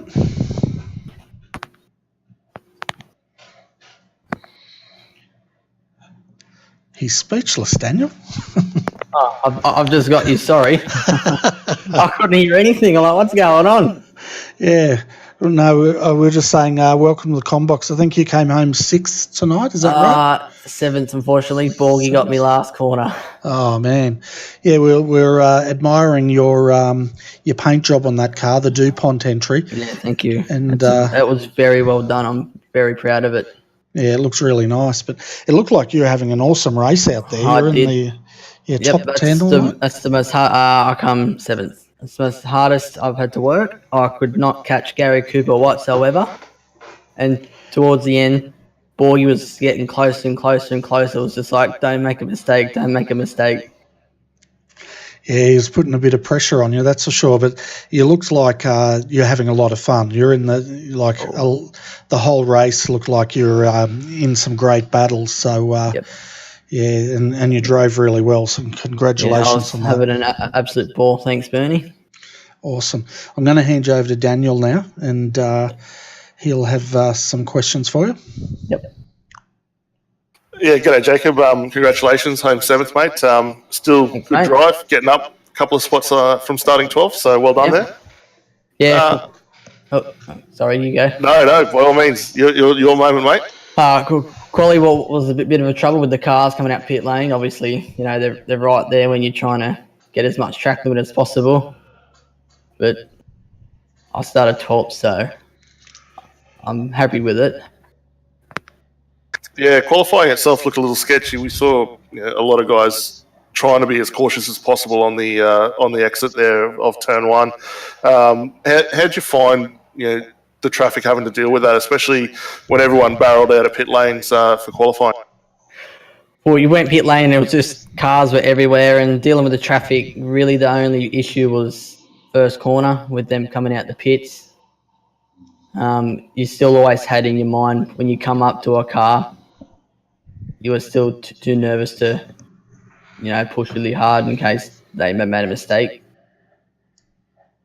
Yeah, and it's easy to sort of have that bit of issue, especially with how they get out there. But no, all in all, mate, come home in 7th. Obviously, we saw you having some really good battles the whole way through. Congratulations on that. And are we lucky to see you running the 12-hour this weekend? Yes, I'll be running in the 12-hour with Team Wheelie Bins. Fantastic. Well, best of luck to you out there tonight tomorrow, sorry. Yeah. Before we let you get out of here, mate, and go celebrate the finish tonight, have you got any sponsors on board you want to give a shout out to? I'd like to thank DuPont and my team, FRA Motorsport. Fantastic. Well, again, congratulations on 7th, mate, and we will see you back next week. You will. Righto, boys. See you. I put him in the wrong room. Better put him in that one. Yeah, so that was our final interview tonight, folks. Jacob Knight coming home 7th. Sounds like Brian Borg was giving him a bit of a hard time at the end of that race. Yeah, definitely. I mean, we saw both Brian and Jason in those Opticoat cars having a really strong fight the whole night long, and Brian just managed to clip him just on the finish of the race. I think it was about a little less than a tenth of a second between those two getting over the line. So extremely tight battle to finish that one off, and it would have been great fun for both of those guys involved. Yeah, it was great driving by all involved, wasn't it? And it was a really good race tonight, lots of action, and not too much carnage. A little bit at the start, but nothing too disastrous. No, not too bad at all. A lot of the guys were very, very good at watching the mirrors and keeping an eye on those blue flags and watching the quicker guys and allowing them to go through. So great respect from all the guys that were out there tonight. And I think a lot of that was evident, especially through qualifying. 50-odd cars trying to get around a circuit that you can do in a touch over a minute. Everyone did a really good job to allow those guys to have their shot. Yeah, they certainly did. It was really good driving by a lot of them, and that sort of set the tone, didn't it? And then, well, as you said, all those guys a lap down, very aware, looking in their mirrors and making sure they didn't get in the way of the leaders. But, yeah, it was awesome racing. And I can't believe 50% on the dot, both Jake and Marlon had led tonight. So that sort of says it all, doesn't it? Yeah, definitely. Very dominant drive from both those guys, as you mentioned, taking half the race distance between them. Not an easy thing to do. And, we saw at the back end of that race, whatever Jake was able to find in those setups really seemed to work for him and play on that strength. And he just increased that gap time between himself and Marlon lap in, lap out. Yeah, and of course, as the race went on, Cooper Webster was coming into his own there and closing in on Marlon at a rate of knots. And he had a really good drive there, didn't he? Very consistent and brought home a haul of points for himself and his team. Yeah, definitely. I mean, the lap time at the end of the race there, I think he was a little bit quicker, if not on pace, with what Marlon and not that far from behind what Jake were doing. So the car sort of came to him right at the end of the race, which probably would have preferred maybe a little earlier on, just to give himself a better chance at having a good fight there. But still to come home in third, not having off with the old commentator's curse, given that we like the car, did a great job there. So nothing to sneeze at. We'll see him up the front, many more races to come. Oh, definitely, and I'm looking forward to next week. Not sure where we're going for the AOSC. Is it Phillip Island? No, it's not. That's a fortnight away. Look, to be honest, I'm not too sure. But if you want to give me a sec, I'll have a quick look and we'll find out where we're at. All right, while you're doing that, I'll let the viewers know what's coming up tomorrow. So tomorrow night, folks, or tomorrow afternoon, 2:40 p.m. Australian Eastern Daylight Savings Time, or GMT plus 11, will be the start of the broadcast of the RRTV ANSCAR Cup Daytona 500 full-length race. And then tomorrow night, we'll have the Racing Leagues.com GT3 sprint race, and that will be coming on in the evening. I'll get you an exact time now, and I think it's reasonably late. I'll tell you in a sec, sorry.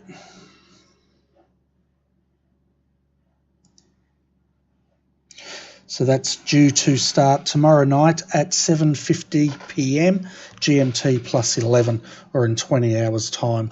And that'll be our final broadcast for the weekend. So unfortunately, I cannot bring the Australasian Super Skips this Sunday night because I'll be in Sydney, and it's a bit hard calling a race driving down the freeway, although it could be a bit of fun, Daniel.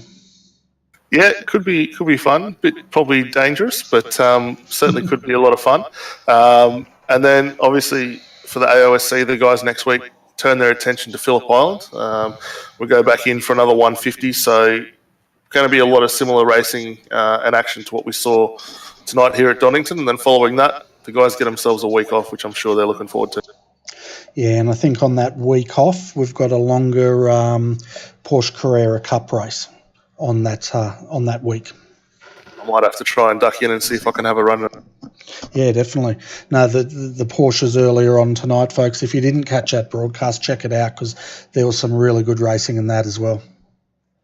Yeah, definitely. It's good fun. The Porsche are a good fun car to drive, real driver's car. Don't need to worry about a lot of setup in them, unlike the V8 or some other cars that we tend to drive around here. So great fun, and it really just puts you driver to driver, lap on lap, which is a lot of fun. Yeah, it certainly is. But anyway, folks, thanks for joining us wherever you did tonight, whether you're on YouTube, iRacing Live, Twitch, Facebook, Periscope, all those places. Thanks for tuning in. We hope you've enjoyed our coverage of the Australian Online Supercar Championship. Hopefully we'll have your company again tomorrow, but if we don't, have a great weekend. And on behalf of Daniel Lee, I'm Bernie Weemers. Thanks for watching us, and I'd like to say good night.